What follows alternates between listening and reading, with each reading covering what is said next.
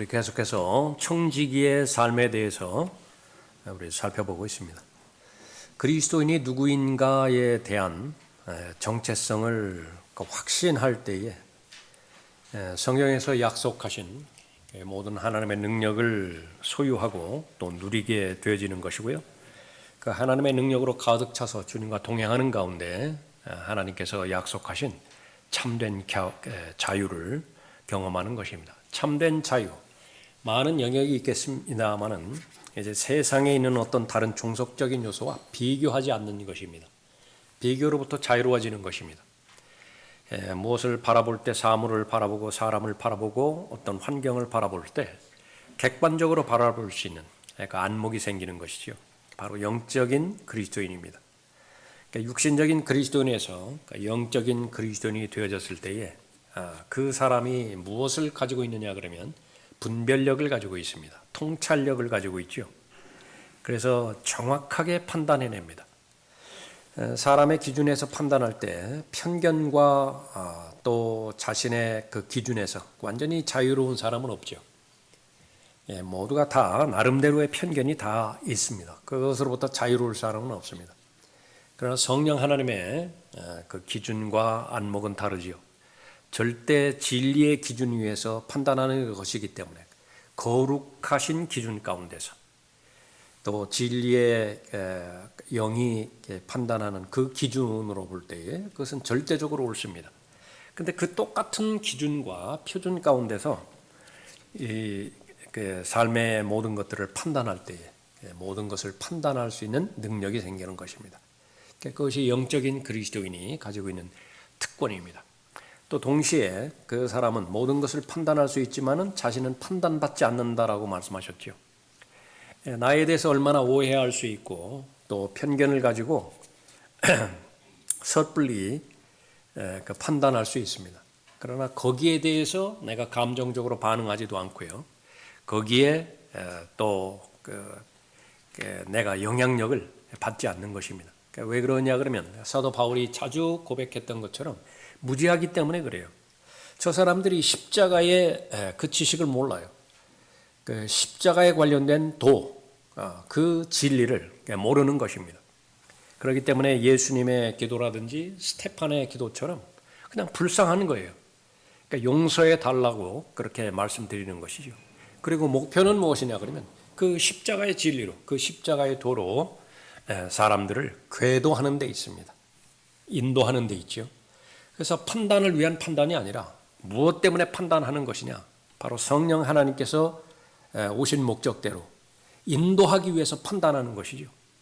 지금 당신이 서 있는 자리, 그것은 죄의 자리이고 그 길을 계속해서 걸어가는 한 당신의 눈에 보기에는 옳을지 모르지만은 그 끝은 죽음과 생명으로 끝이 난다라고. 죽음으로 모든 것이 끝나는 것이 아니라 죽은 다음에는 하나님의 심판이 기다리고 있다라고 알려주는 것입니다. 그 목적은 무엇이죠? 길이요 진리요 생명이신 예수 그리스도께 인도하는 것이지요. 그냥 판단하고 저주하고 정죄하는 데 목적이 있지 않습니다. 그 정죄로부터 어떻게 해방될 수 있고 또 벗어날 수 있는 것이냐, 그것을 잘 제시하는 것이죠. 그 영적인 바로 그리스도인입니다. 그래서 그 부분들을 영적인 그리스도인이 자신의 본분을 성경에서 발견하면 발견한 대로 그 분별력은 더욱더 강건해지고요, 강해집니다. 그래서 더 세밀하게 모든 부분들에 대해서 하나님의 관점에서 그렇게 바라보고 잘 판단할 수 있죠. 자신의 신분을 확인하는 것입니다. 그 가운데 우리가 계속 확인하는 것은 청지기로서의 그 직분입니다. 내가 청지기라고 하는 그 신분을 확신한다라고 한다면 조금 전에 살펴봤던 거의 대부분의 비교의식에서 그것이 우월감을 갖든지 아니면은 열등감을 갖든지 그것으로부터 자유로워지는 것이에요. 언제 그렇게 열등감을 갖죠? 저 사람에게는 5달란트를 맡겨주었다고요. 근데 나에게는 1달란트밖에 없어요. 그러니까 사람의 기준으로 볼 때는 그 양의 그 크기라든지 그 결과에 자유로울 수 없잖아요. 그것이 사람의 기준이기 때문에 그렇습니다. 저 사람에게는 왜 저렇게 그 많은 능력을 주시고 나한테는 이렇게 적은 능력을 주셨는가? 그러니까 주인의식 때문에 그렇거든요. 나에게 하나를 주셨다라고 한다면 그 하나는 나의 것이라고 하는 주인의식을 갖는 순간에 나와 비교되어졌을 때에 나보다 많이 가진 사람에 대해서는 내가 위축되고요. 나보다 덜 가진 사람에 대해서는 아주 비열해지는 것입니다. 멸시하고 아주 함부로 대하게 되어지는 거죠. 그러나 한 걸음 뒤로 물러서서 이 나에게 주어진 이 자원이 결국은 누구의 것이냐라고 말했을 때 주인은 따로 있는 거예요. 주인은 따로 있어서 필요에 따라서 나에게 맡겨주셨고 그 용도가 다 이루어졌을 때는 다시 가져가시는 것입니다. 그렇게 나는 무엇이냐 그러면 그 관리자예요. 말 그대로 청직이죠. 그랬을 때에 저 사람에게는 많은 것을 맡겼고 나에게는 적은 것을 맡겼을 때에 그런 비교의식이라든지 그런 부분으로부터 완전히 자유로워지는 것입니다. 다만 이제 주인과 나와의 관계 가운데서 나의 할 본분이 무엇이냐라고 하는 것을 이제 성령 하나님을 통해서 확신을 갖게 되는 것이죠. 그것만 최선을 다하면 돼요. 그것만 최선을 다하면 된다. 내가 주인이었을 때는 그 부분들을 끝까지 이루어내기 위해서 온갖 걱정과 염려와 근심 그걸 다 끄집어 와서 내가 처리를 해야 됩니다. 왜냐하면 이루어야 되니까. 그러나 바로 주인이 나에게 맡겨주신 부분이라고 한다면 그 주인은 사람 주인이 아니라 사람인 주인도 그 모든 부분들을 다 책임을 지지만은요. 만왕의 왕이시고 만주해 주신 하나님께서 그것을 나에게 맡겨주셨을 때 그 일을 이루기 위해서 필요한 모든 부분들 단 하나도 남기지 않고 다 채워주시는 거예요. 그러니까 그것을 가지고 주어진 역량 가운데서 일을 하기만 하면 되어지는 것이죠. 그렇기 때문에 걱정할 것이 없어요. 염려할 것이 없어요. 그 결과는 모두가 다 주인이 책임진다. 그런데 그 결과에 대해서는 어떻게 행한 것이냐? 바로 성령께서 하나님의 말씀을 통해서 이 청지기에게 주신 마지막 그 보상은 뭐냐면 잘 되면 주인이 잘 되는 것이니까 주인이 기쁘잖아요. 그런데 그 동일한 주인의 기쁨에 넣어주는 거예요. 그것이 신실한 청지기가 가지고 있는 보상입니다. 그랬을 때 이 지상에서 사는 삶 가운데서도 마음 편하게 살고요. 내 것이 아니라고요. 그냥 맡겨주신 것이니까 맡겨준 용도대로 그대로만 하면 되는 것입니다. 그런데 그 결과를 봤더니요. 그것이 바로 주인의 기쁨에 동참하라고 그랬는데 다시 말하면 나를 주인으로 대접해 주는 것입니다. 지난 시간에 우리가 살펴봤던 것처럼 고린도전서 3장에서 기초가 해당되어지는 기초의 예수 그리스도의 기초 위에 그 집을 잘 짓죠. 금과 은과 보석으로 지을 수도 있고요. 나무나 지피나 그루터기로 지을 수도 있습니다. 자, 건물에 자재가 필요하다. 그것을 이 건축주가 지원하지 않고 집을 지으라고 하는 것은 그것처럼 모순 덩어리가 없어요. 필요하면 다 주는 거예요. 그것이 5층 건물이면 5층 건물에 해당되지는 자재, 그건 완벽하게 다 지원을 하는 것입니다. 금이 얼마만큼 필요하고 은과 보석이 얼마만큼 필요하다라고 한다면 그건 넘치도록 공급해 주는 거예요. 그래서 그 설계도에 따라서 달래기 선수는 규칙대로 해야 되니까 또 그리스도의 훌륭한 군사는 자신을 군사로 모집한 그 분을 우리의 대장이죠. 그것을 기쁘게 해드려야 될 테니까 최선을 다해서 신실하게 잘 숨기는 거죠.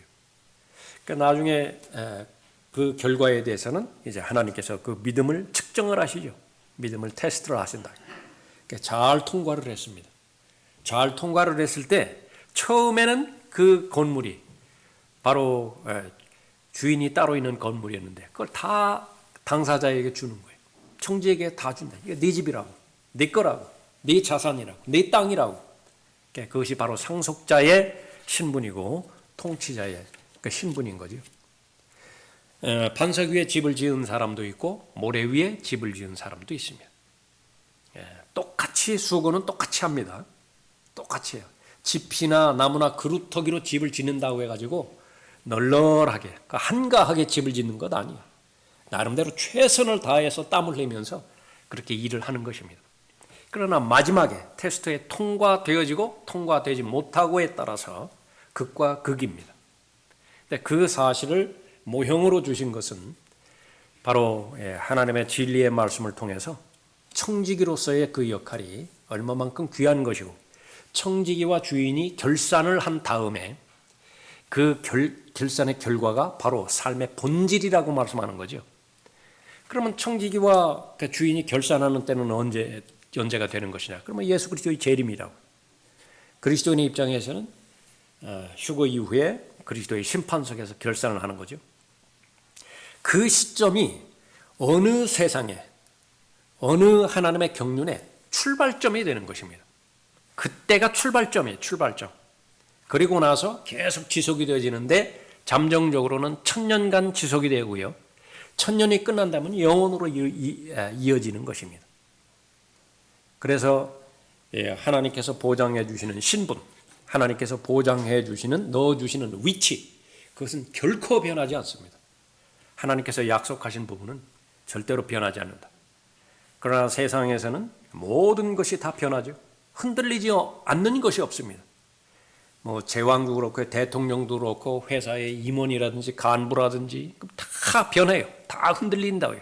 언젠가는 끝이 있는 것인데 그러나 하나님께서 인정해 주신 그 부분에 있어서는 영원한 것입니다. 모든 것이 복이지요. 하나님께서 복을 주시겠다고 말씀하셨는데 특히 에베소서 1장에서 세상의 기초가 놓이기 이전에 하나님께서 계획하신 복들이 있습니다. 그 복은 예수 그리스도를 통해서 그 예수 그리스도를 믿고 영접한 모든 구원받은 거듭난 하나님의 자녀들에게 예비된 것인데 다만 믿음이 있어야 돼요. 믿음이 있으면 그 복을 소유할 수 있다. 구원받기 위한 믿음이 있죠. 맞습니다. 요한일서 3장에 의하면 기도 응답을 받기 위한, 기도 응답을 받는 것은 복이지요. 거기에 해당되지는 믿음이 요구가 된다고요. 그때의 믿음은 구원받을 때에 요구되어지는 믿음과 달라요. 또 마찬가지로 청지기를 통해서 청지기 직분을 잘 수행했을 때에 하나님께서 주시는 복이 있다고요. 그 조건들, 그것들을 우리가 잘 살펴보고 믿기만 하면 돼요. 구원받기 위해서 하나님께서 믿으라고 하는 그 조건을, 믿음의 조건을 믿으면 구원받는 것이고요. 기도 응답을 받기 위해서 하나님께서 믿으라고 제시하신 그 믿음의 대상을 믿기만 하면 기도 응답을 받는 것입니다. 마찬가지로 바로 자신의 정체성, 그 가운데 하나가 청지기 직분인데 청지기로서의 주어진 의무와 또 그 결과, 그로 말미암은 특권, 그것을 믿으라고 말씀하셨을 때 그 믿기만 하면 돼요. 그러면 하나님께서 그 부분에 대해서 보상해 주시는데 이 지상에 사는 동안에 있어서는 바로 말씀의 통제를 받을 수 있고 성령의 통제를 받을 수 있는 그런 특권을 누리는 것입니다. 말씀의 통제를 받을 때에 말씀으로 말미암아서 우리에게 모든 능력을 구비시켜 주시죠. 죄로부터 이길 수 있는 능력부터 시작해서 마귀와 저항할 수 있는 능력이 있다고요. 하나님을 기쁘시게 해드릴 수 있는 능력이 있습니다. 성령으로 충만했을 때 어떻습니까? 성령의 인도함을 받을 수 있는 것인데 그 성령의 인도함을 받는다라고 하는 것은 세상에 수많은 상담자들 있잖아요. 카운셀러들. 그 상담 한번 받으려고 얼마나 돈을 치릅니까? 대학교 4년 동안 배우는데 배워봐야 얼마나 배우겠어요? 그 돈을 얼마나 갖다 봐요? 그때 거기서 배웠다 하더라도 그 배운 지식을 가지고 그 자격증과 면허증을 가지고 활용을 해서 향유를 해야 되는데 누려야 되는데 몇 년간 누리나요? 30년 누릴 수 있나요? 50년간 누리나요? 그렇게 열심히 해서 본 것이. 그러나 상담가 중에 상담자, 바로 성령 하나님께서 친히 인도하시는 것입니다. 그 여정을 인도하셨을 때에 바로 올바로 투자해야 되는 영역에 대해서 올바로 투자하게 만드는 것이죠. 그 다음에 기만당하거나 속임당하거나 또 미혹당하는 그 부분들에 대해서는 철저하게 제시해 주시기 때문에 실수하지 않습니다. 잘못된 삶에 시간을 낭비하고 그 물질을 낭비하지 그렇게 않는 것이죠. 그래서 성령의 인도함을 받고 또 성령의 열매를 잘 거두게 되는 것이죠. 지상에서의 그러한 복을 누리는 것이 반드시 또 마태복음 6장에 근거해서 하늘나라의 보물을 쌓는 것입니다. 이 지상에서 얼마만큼 잘 살았느냐가 다가오는 세상을 준비하는 것입니다. 이 세상에 엉망으로 살았는데 다가오는 세상에 있어서는 잘 사는 것이냐. 그것처럼 혼란스러운 하나님이 아니에요. 분명하게 심어야 거두는 것인데 이 지상에서의 삶은 하나님께서 말씀하신 것처럼 그냥 본보기예요. 모형입니다. 그 모형이 있으면 실체가 있겠죠. 실체는 그리스도의 심판석부터 시작되어지는 청지기와 주인과의 결산으로부터 시작되어지는 것입니다. 그 결산의 내용은 무엇입니까? 하나님께서 마련해 주신 성읍들이 있죠. 5성읍이 할당될 수도 있고요. 10성읍이 할당될 수도 있습니다. 그 상속받고 통치하라. 그때의 통치와 그 상속은 절대로 괴로움이 아닙니다. 부담이 아니에요. 많으면 많을수록 즐겁다고요. 기쁘다고요. 만족스럽죠. 그것이 주인의 기쁨입니다. 주인의 기쁨에 동참하라. 그렇게 말씀하고 있는 것입니다. 자, 그 가운데서 우리가 확신하고 여러 가지 영역 가운데서 우리 시간을 계속 살펴보고 있었죠. 에베소서 5장 다시 보겠습니다. 에베소서 5장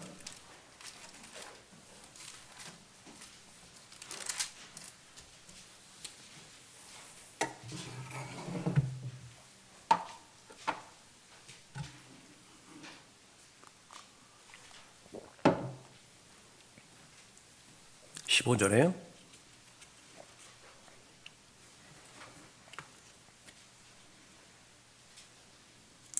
그러므로 너희가 얼마나 정확히 행하고 있는지 주의하라. 미련한 사람같이 행하지 말고 현명한 사람같이 행하여 시간을 사서 얻으라. 이는 그 날들이 악하기 때문이니라. 이로 인하여 너희는 어리석게 되지 말고 주의 뜻이 무엇인지 이해하라. 술 취하지 말라. 그것은 방탕한 것이니 오직 성령으로 충만하라. 시와 찬송과 영적인 노래들로 너희에게 말하고 너희 마음으로 주께 노래하며 곡조를 만들고 항상 모든 일에 우리 주 예수 그리스도의 이름으로 하나님 곧 아버지께 감사를 드리며. 하나님의 말씀 가운데서 이 저제에 해당되어지는 말씀, 밥에 해당되어지는 말씀, 굳이 은혜의 말씀과 예언의 말씀을 나눌 필요는 없지만은요, 무엇을 하든지 계속해서 그 기초에 해당되어지는 말씀들이 있죠. 그것은 그리스도인으로 말하면 숨 쉬는 것이고 하루 세 끼 밥을 먹는 것이고요. 그 다음에 이제 그것이 잘 유지되어지는 가운데서 이제 자신의 용도에 맞게 일을 하기 위해서 시간을 쓰기도 하고 건강 관리를 할 때 근력을 형성하기도 하고 그 무게를 통한 그런 운동도 하고 여러 가지 다양하게죠. 그러나 공통적인 부분이 있습니다. 그것은 바로 직접적으로 하나님의 은혜라고 하는 내용을 다루는 말씀, 또 죄로부터 세상의 풍조로부터 우리가 승리해야 되는 약속의 말씀이 주어졌는데요. 그 부분들은 계속 반복해야 됩니다. 하루도 거치면 안 돼요. 그 가운데 하나가 바로 이 부분입니다. 그리스도인은 바로 노래가 있는 사람입니다. 감사가 하나님께서 베풀어 주신 감사에 대해서 올바로 반응할 때 감사가 있죠. 그 감사에 다양한 형태가 있는데 그 가운데 하나가 노래예요. 굳이 이 찬송과 곡조를 떠올리지 않아도 됩니다. 그러나 자연스러운 경우에는 찬송과 곡조로까지 연결이 되어지죠. 이게 흥겹다고요. 마음이 기쁘다고요. 그래서 기쁨과 감격과 즐거움, 또 그런 하나님을 즐거워하고 하나님께서 주신 모든 것들에 대해서 감사를 향유하게 되는 것인데, 그 첫 출발이 무엇이냐 그러면 청지기로서의 현명한 삶을 살 때 가능한 것입니다. 하나님께서는 미련한 삶을 살기를 원치는 않아요. 미련한 삶은 무엇이냐? 헛된 삶입니다. 솔로몬이 그렇게 경험적으로 계속해서 살아봤더니요, 헛된 삶들이 있어요. 그런데 그것을 성경에 기록한 목적은 뭐냐면, 굳이 너희는 담배가 그렇게 몸에 나쁘다고 그렇게 했는데 그걸 계속 경험해보고 폐가 망가질 대로 망가져서 그것은 사실이다. 담배는 나쁘다. 술은 나쁘다. 나는 실패했지만 너희들은 이 길을 거저가지 마라. 그 고백을 하지 말라고 말이에요. 가장 좋은 것은 입에 대지도 않고 말이죠. 입에 한 번도 대지도 않았어요.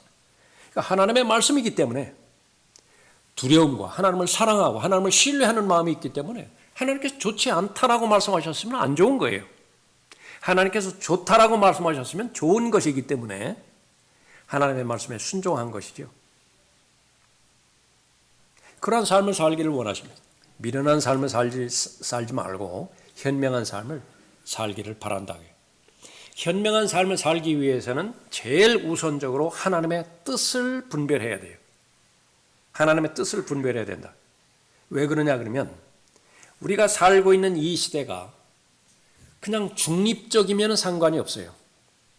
무슨 대표적으로 루소 같은 사람이 말했던 것처럼 환경이 좋으면 사람도 좋은 환경에서 그렇게 자라가고 환경이 나쁘면 나쁜 환경에서 자라가고 하는데 하나님께서는 좋은 환경이라고 하는 것이 없습니다.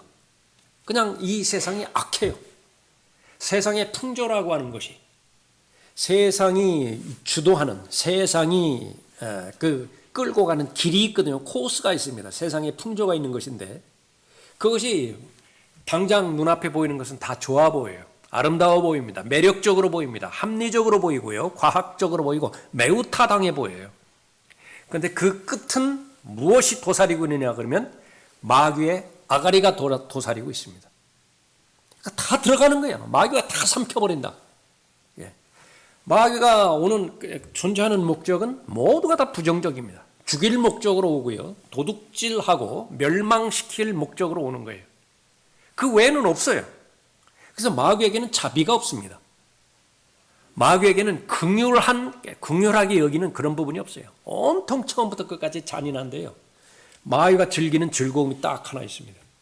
그건 무엇이냐 그러면 지옥으로 떨어져서 지옥에서 고통당하는 자들을 바라봤을 때요. 그건 너무나 즐거워요. 세디즘입니다. 자학하는 거예요. 예. 그러니까 그 모든 부분들에 대해 희생을 겪는 것인데 그 가운데서 올바른 한 걸음을 내딛기 위해서는 하나님의 말씀에 의하면요. 말씀 한 말씀이 필요하고 그 캄캄한 세상이니까 도대체 어디가 낭떠러지고 어디가 절벽이고 어디가 길인 것인지 분별이 안 돼요.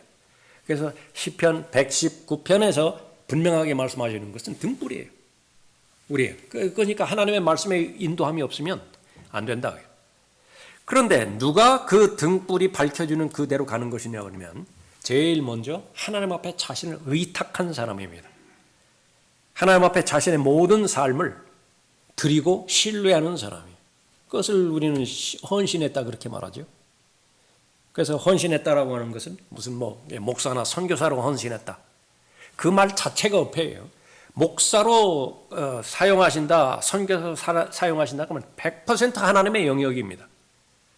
함부로 목사가 되는 것도 아니에요. 함부로 선교사로 그렇게 쓰임 받는 것도 아니에요. 그건 하나님의 영역인데 본인이 그쪽으로 그렇게 헌신하겠다고 하는 것은 그처럼 교만을 떠는 것이 없어요. 다만 하나님께서 나를 사용하실 텐데 그 사용하시는 것은 내가 기획하고 계획하고 내가 추진해서 얻는 삶의 결과보다 훨씬 더 좋다라고 하는 사실을 인정하는 것입니다. 믿는 것이죠. 신뢰하는 것이죠. 그래서 맡길 수 있다고요.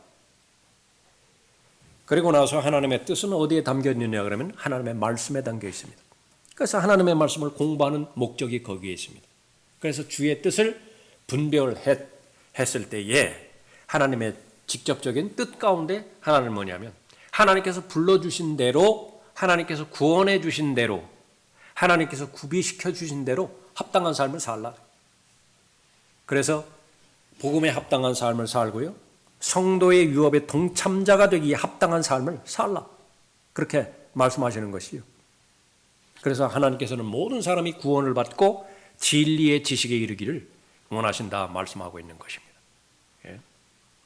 그 가운데 하나가 바로 세상이 악하기 때문에 더더욱 그러기 때문에 다른 모든 부분들을 투자해서라도 시간을 사라. 시간을 사서 얻으라. 이 마지막 날들은 이 사람을 점점 더 바쁘게 만들죠. 왜 그러냐면 삶의 수준은요 점점 더 올라갑니다.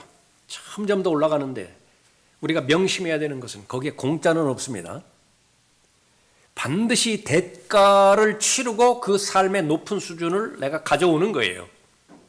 비용을 치르게 된다고요. 그런데 그 비용에 해당되는 그 모든 것들은 거기에 무엇이 포함되느냐 하면 시간하고 바꾸는 거예요. 시간하고 바꿔야 된다고요.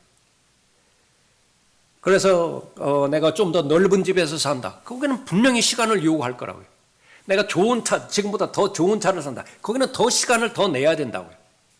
내 몸이 더 편안하게 그렇게 그런 삶을 그렇게 살고 있다. 거기에는 틀림없이 시간이 거기 투자가 됐을 것이라고요. 계속 바꾸는 거예요. 그렇게 바꾼다.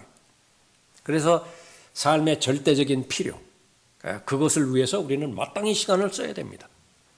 하나님께서는 게으른 사람, 한가한 사람, 그 사람에 대해서는 경고를 하는 것인데 왜냐하면 게으르고 한가한 사람만큼 마귀가 들어쓰기 좋은 사람이 없어요. 그 마귀가 막 휘젓고 다닌다. 휘젓고 다닌다. 돈도 예산이 없고 그냥 막 흥청망청 쓴다. 마귀가 이용하기 딱 좋은 사람이에요. 시간도 아무런 시간 예산도 없다. 청소년기를 거쳐서 계속해서 살아갈 때는요, 반드시 시간 예산을 세우는 방법을 알아야 됩니다. 시간 결산을 해야 된다고요. 짧게는 하루를 하나님 앞에 결산하면서 낭비된 시간이 무엇이었고 정말로 효율적인 시간이 무엇이었고 하나님으로부터 쓰임받은 시간이 무엇이었는 것이냐. 그건 곧 기회를 말하는 것이죠. 그러니까 그 부분에 대해서 하나님께서 간섭하시고 하나님께서 사용하신 부분에 대해서는 감사를 드려야 되고요. 또 하나님의 뜻과는 무관하게 오히려 그것이 하나님을 슬프게 해드리고 성령 하나님을 슬프게 해드리는 그런 그 시간에 대해서는 반드시 자백해야 돼요. 내일 반복돼서는 안 되는 그런 부분이죠. 결산을 해야 되는 것입니다. 그래 그것이 그 삶에 있어서 배움의 본질 가운데 하나인 것이죠. 그렇게 하나님의 뜻 가운데서 시간의 예산을 세우고 마땅히 해야 되는 그런 일들을 잘 해야 되잖아요. 생각들을 많이 하잖아요. 사람들이 생각들. 건전한 생각들, 좋은 생각들, 좋은 계획들 그거 해야 된다고요. 그런데 문제는 그 계획된 것이 다 나의 실체가 되지는 않아요. 나의 실체가 되어지는 것은 뭐냐면 그 좋은 생각의 기반 위에서 좋은 생각을 했는데 그 생각이 실천으로 옮겨졌어요. 시간을 사용했다고 말해요. 그 일들을 추진하는데 그것만 남아요. 그것만 내 겁니다. 뭐 조금 이따 그렇게 또 살펴볼 보지만 돈도 마찬가지라고 말씀드렸죠. 진정으로 내가 소유한 돈은 무엇이냐 그러면 내가 직접 벌고요. 내가 잘 관리를 해서 그 관리된 돈을 그 목적대로 쓴 것만 내 거예요. 지금 벌고 잘 관리해서 많이 남아있죠. 그런데 쓰지를 못했어요. 그거 내 거 아니에요. 하나님께서 분명하게 말씀하셨다. 오늘 밤 내 혼을 내게서 앗아가리니 그러면 네가 수고하고 내가 장만한 그 모든 것들 누구의 것이 되겠느냐? 여전히 본인 것이라고 생각하지만은 그거 아니에요. 본인 거 아니라고 말해요. 창고에 남아있는 거 그건 남의 것입니다. 다른 것으로 돌리는데 그러나 다른 어떤 것보다도 소중한 것이 바로 시간이라고 하는 사실을 우리가 잘 알아야 된다. 그래서 하나님께서 주시는 시간, 그것은 물리적인 시간, 그것은 별 의미가 없고요.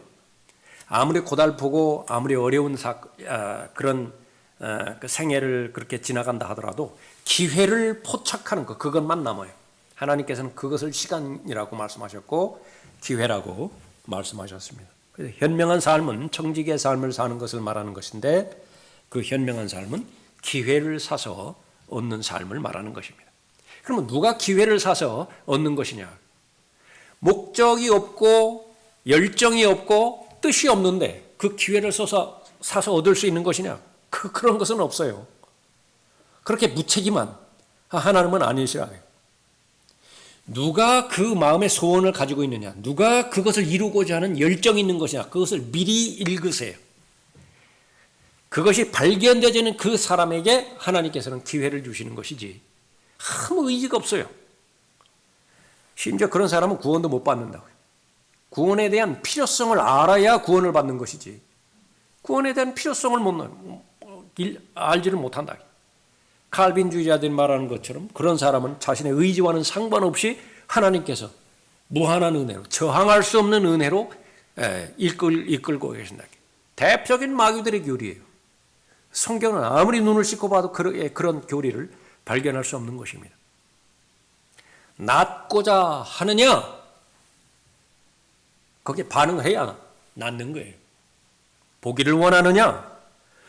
그래요. 거기에 소원이 있어야 내가 볼 수 있다고요. 그런데 아무런 그 의향이 없다. 그것은 지나쳐가는 것입니다. 시간을 사서 얻으라 그렇게 말씀하고 있습니다.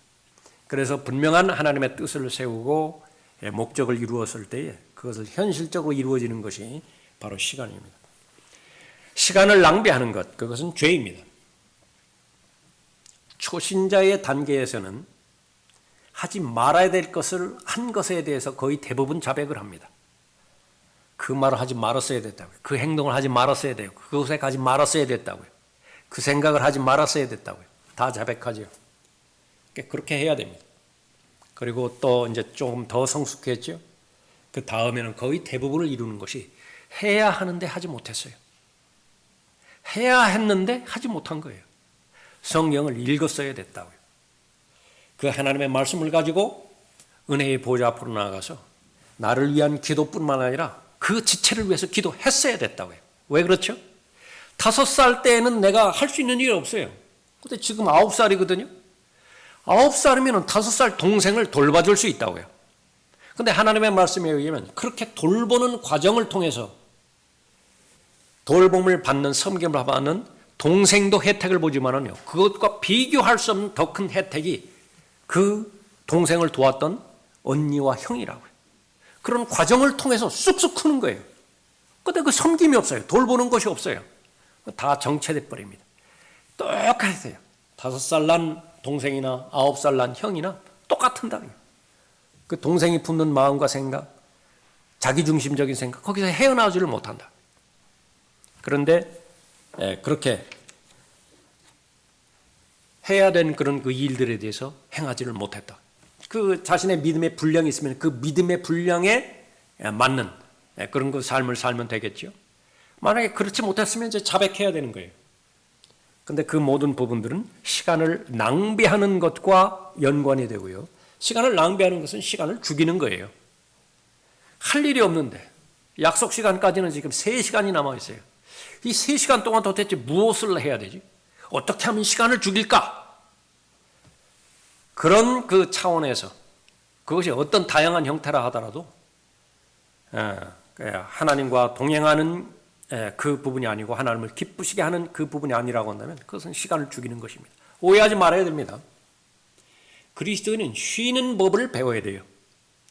그리스도인은 충전하는 법을 배워야 됩니다. 좀 쉰다고 해가지고서 계속 더 눈을 혹사시킨다. 글을 읽다가 좀 쉬어야 될 거 아니에요. 그만큼 집중했으니까 마음이 정신력이 지쳤을 거 아니에요. 그럼 느슨하게 좀 풀어줘야 된다고요. 근데 계속해서 게임이나 하고 있고 계속해서 다시 자신의 눈을 화면에 노출시켜가지고 하는데 그 보통 혹사시키는 건 아니다. 그러다가 정해진 시간 끝나고 나서 다시 책을 돌아봤을 때는 너무나 약해진 상태에서 하기 때문에 얼마 가지 못해서 또 중단하게 돼버리는 겁니다. 쉬는 법을 배워야 된다. 재충전하는 법을 배워야 되는데 배우지를 못한다. 그런데 그 쉬는 것과 재충전하는 것은 하나님을 기쁘시게 하는 일이에요.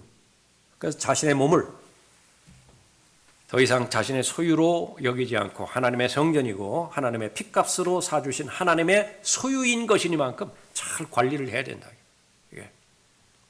근데 주인은 따로 있다고요. 내 차 주인은 따로 있다고. 나는 다만 운전기사예요. 그런데 그 내 차인 것처럼 그냥 함부로 당하고 그 관리를 잘 해야 되는데 그 관리 주기도 신경 안 쓰고 그렇게 해서 적어도 십수년 탈 거를 그냥 막 2, 3년에 그냥 망가뜨려 버렸다. 폐차에 직전까지 끌고 갔다. 그 부분에 대해서는 책임을 져야 되는 그런 부분이에요. 그래서 그 시간, 그 부분에 있어서는요, 그리스도인들이 사명감을 가지고 잘 확인을 해야 되는 것입니다. 15절 다시 보십시오. 그러므로 너희가 얼마나 정확히 행하고 있는지 주의하라. 미련한 사람같이 행하지 말고 현명한 사람같이 행하여. 지혜가 있어야 되겠죠. 시편 90편에서 모세의 기도가 떠오릅니다. 우리의 마음이 지혜에 이르게 해야 되는데 그것은 잘 분별해야 됩니다. 얼마나 남은 것이냐. 모래시계 그때 우리가 살펴봤습니다.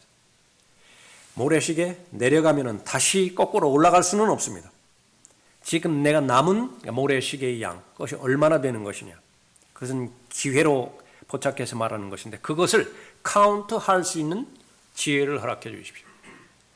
오늘처럼 하나님 앞에 영과 진리로 경배 드리는데 경배 드릴 수 있는 그 기회가 몇 번이나 나한테 남아있을 수 있겠는가. 그걸 진지하게 생각해 보는 것입니다. 여러분이 현명하다고 한다면 죽음을 자주 생각해야 돼요. 죽음이라고 하는 것은 무엇입니까? 지금 제한됐다고요. 제한됐어. 현실입니다. 현실. 그런데 이 죽음은 나의 순서와는 무관하잖아요. 하나님께서 하나님의 뜻 가운데 섭리 가운데 있으니까 그러니까 매일매일마다 바울의 고백을요. 상징적이기도 하지만 문자적으로도 받아들일 필요가 있어요. 날마다 죽어요. 매일매일마다 죽는 것입니다. 그러니까 하루 단위로 끝내고 그 다음에 오는 그 날을 새로운 날을 다시 한 날로 시작하는 그 시간관념이 필요한 것이에요. 그것이 기본으로 하고 그 다음에 이제 하나님께서 뜻을 보여주시는 대로 자신의 계획을 가지고 계속해서 살아가야 되는 것이죠. 언제 내가 주님을 공중에서 만나 뵐 수 있는 것이냐. 그러니까 그것을 계산하고 있어야, 의식하고 있어야 되는 것입니다. 그런데 그 부분이 성경에서 말하는 올바른 지혜라 그렇게 말하고 있죠. 그러므로 우리에게 우리의 날들을 세도록 가르치시어 우리의 마음이 지혜에 이르게 하소서. 우리는 배우는 사람입니다. 그 가운데 하나가 바로 시간관념을 가르쳐 주십시오. 그래서 그 결과 우리의 마음이 지혜에 이르게 해 주십시오. 그러면 오늘 하루 이런 그 기회가 포착됐을 때 얼마나 귀한 것인지, 얼마나 복된 것인지 감사할 수 있겠죠. 의미 없이 지나칠 수 없는 것입니다. 외부 사람들에게는 지혜로 행하여 시간을 사서 얻으라. 외부 사람들, 진리와 무관하고 그렇게 하지만은 우리가 세상에서 벗어나서 산 꼭대기에 올라가지고 뭐 수녀원 짓고 수도원 짓고 그 안에 갇혀서 사는 것이 아니라 생활인으로서 해야 되는 그런 역할들이 있죠. 그런데 거기에 선을 넘어가 버리면, 다시 말하면 마음이 세상의 요소들로 인해서 침범을 당해버리면 어쩔 수 없이 종속이 되어져 버릴 수밖에 없습니다. 남편과 아내와의 관계는 얼마나 귀한 관계이며, 그러나 거기에도 절제하라 그랬다고요. 아내가 절제하지 못하면 남편이 우상이 돼버려요. 남편 역시 마찬가지입니다. 그러나 그 부분에 있어서도 절제할 것을 말하고 있는데, 비결은 무엇이냐면 때가 얼마 남지 않았다라고 하는 인식 가운데서 살아가라고 해요. 형제들아, 내가 이것을 말하노니 때가 얼마 남지 않았으니 이제부터 아내가 있는 사람들은 없는 것 같이 하며 또 우는 사람들은 울지 않는 것 같이 하고 기뻐하는 사람들은 기뻐하지 않는 것 같이 하며 또 물건을 사는 사람들은 소유하지 않은 것 같이 하라. 그리고 이 세상을 이용하는 자들은 다 이용하지 못할 것처럼 하라. 이는 이 세상의 형체가 사라져감이라. 가장 좋은 것은 그것은 뭐냐면, 그래서 강조하고 그런 것은 우선순위입니다. 다 걸리는 거예요. 먼저 하나님의 나라, 먼저 그분의 의, 그것이 정말로 첫 번째 자리 잡혔다고 한다면 그 다음에는 이제 여러분의 믿음의 분량에 따라서 민면적이 계속해서 넓혀져 가는데, 넓으면 넓을수록 그것은 다다익선입니다. 꼭지점 생각할 것이요. 원뿔. 믿음의 창시자의 완성자는 주 예수 그리스도예요. 무엇을 하든지 다 원뿔로 연결이 됩니다. 이것이. 그렇게 되어지면 민면적이 작아도 상관이 없습니다. 민면적이 크면 감사하면 되는 것이죠. 그러니까 무엇을 하든지 주 예수 그리스도와 연결이 되는 거예요. 그 사람의 특징은 무엇이냐고 하면 삶의 우선순위가 흔들리지 않아요. 먼저 하나님의 나라를 구하는 사람이고 그분의 의를 구하는 사람인 것인데, 그러니까 거기에는 바로 시간과 물질, 또 하나님께서 주시는 은사, 하나님께서 허락해 주시는 모든 사람들과의 관계, 또 환경들 다 포함이 되겠죠. 그렇게 될 때에 그 결과는 어떻게 되면 그 아내만큼 남편을 잘 사랑하는 사람이 없어요. 존중하는 사람이 없다고요. 부럽다고요. 부러워. 그 부모만큼 자식을 잘 돌보고 건사하는 부모가 없어요. 그렇게 사람들의 생각은 먼저 하나님께 드리고 먼저 하나님 사랑하고 먼저 하나님을 신뢰하면 남편과 아내에게 소홀히 할 것 같다고요. 자녀들에게 소홀히 할 것 같다고요. 심지어 외부 사람에게도 소홀히 할 것 같다고요. 그렇지 않아요. 정말로 완벽한 온전한 관계 가운데서 자신의 가정이면 가정, 또 자신의 직장이면 직장, 사업이면 사업, 그거 잘 이끌어가는 것입니다. 그러고 나서 하나님께서 채워주시는 것은 감사함 받는 것이고요. 이루어지지 않았어요? 별 필요 없는 거예요. 그건. 이러한 기준 가운데서 계속 삶을 살았는데 내가 소유하지 않았어요? 그러니까 하나님 보시기에 불필요한 것이라고요. 불필요한 거 괜히 내가 소유했다가 그거 관리하느라고 시간 다 쓰고요. 돈 다 쓰고 마음의 열정 다 쓰는 거예요. 이사했을 때 뭘 갖다 놨는데 1년 이상 쓰지 않는다. 심각하게 생각해 봐야 됩니다. 그 공간만 차지하고요. 그 공간이 괜한 공간이 아니에요. 거기 돈 들어간다고요. 그 공간 차지하는 것이. 안 그렇습니까? 그 면적 얻기 위해서 얼마만큼 보증금을 넣어야 되고 그 면적을 얻기 위해서 얼마만큼 돈을 지불하고 샀어요. 그 결국은 공간 사는 것이거든요. 그 공간을 딱 차지하고 있는 거예요.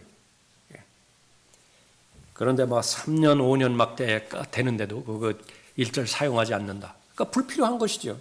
삶에 불필요한 것인데 아깝죠. 이미 구입을 해놨으니까. 어쩔 수 없이 끌고 가는 것이. 한 가지 예를 들었지만은 다른 모든 부분들이 다 마찬가지입니다. 그런 그 부분들. 외부 사람들에게는 지혜로 행하여 시간을 사서 얻으라 말씀하고 있죠. 외부 사람들, 여기에서 본문에서 에베소서 5장에서 말하는 것처럼 그것은 바로 악한 날입니다.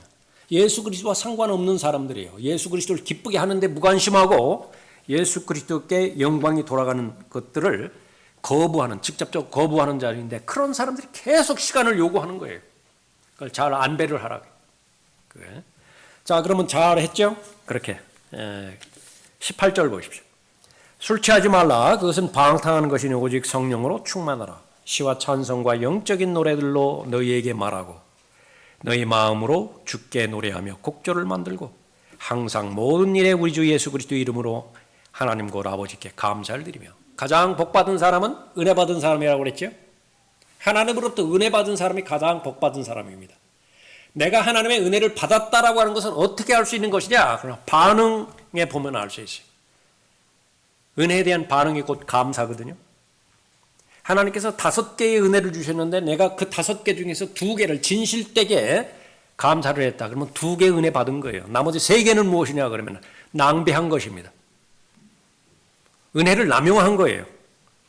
심지어 더 나아가서 은혜를 악용할 수도 있다고요. 그거 죄 짓는 데 써버려요. 하나님께서 그 많은 돈을 주셨는데 그 범죄하는 데 써버렸다. 하나님께서 그 많은 시간을 주셨는데 범죄하는 데 써버렸어요. 죄 짓는 것도 건강해야 죄 짓습니다. 하나님께서 그 좋은 목적으로 건강을 주셨는데 다 죄 짓는 데 써버렸다. 그 건강을. 나중에 힘이 다 빠져가지고서 죄 지을래도 죄 지을 수 있는 힘이 없다. 체력이 없다. 허탄하죠. 그처럼 헛된 인생이 어디 있습니까? 그러나 분명하게 말씀하는 것은 보장이십니다. 하나님의 약속의 말씀입니다. 청지기의 직분으로서 시간 관리를 잘했을 때에 하나님의 뜻을 분별하는 데 있어서 또 하나님께서 계획하시는 우선순위를 잘하고요. 누구를 만나든지 특히 외부 사람들로부터 시간을 사서 얻는다든지 남편과 아내와의 관계 가운데서도 하나님께 할당된 시간을 잘 의식한다든지 그렇게 했을 때 하나님께서는 노래하는 인생으로 복 주신다. 이 사람보다 더 부러운 사람이 어디 있어요? 어디를 가나 흥얼거린다. 돈이 많든 적든, 심지어 건강이 좋든 건강이 나쁜, 계속 노래가 나온다. 노래가 나와. 그 사람보다 더 부러운 사람이 어디 있겠느냐라고 하는 것이. 그런데 여러분들이죠. 아닙니까? 오늘 찬송하셨잖아요. 앞으로도 찬송 계속 하실 거잖아요. 그러니까 여러분이 자신감을 가지시고 확신을 가지시고, 여러분 지금까지 해왔던 시간 관리 얼마 남지 않았습니다. 도달할 때까지 잘 관리하고 지켜냄으로 인해서 하나님께서 주신 기회를 잘 포착하고 가장 만족스럽고 가치 있는 청지기로서의 삶을 잘 사시기 바랍니다.